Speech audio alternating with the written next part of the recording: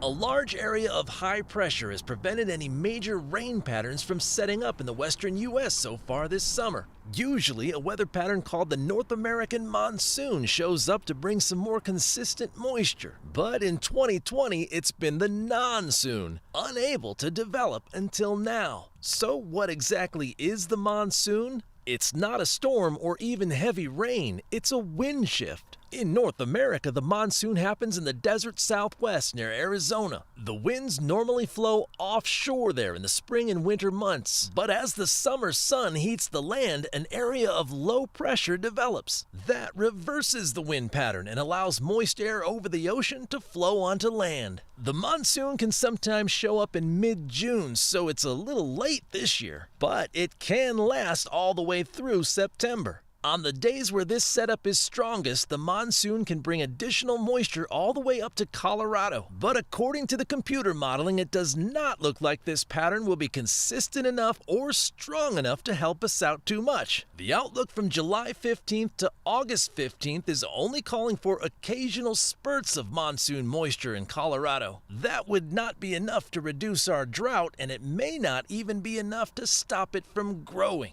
Meteorologist Corey Reppenhagen, 9 News.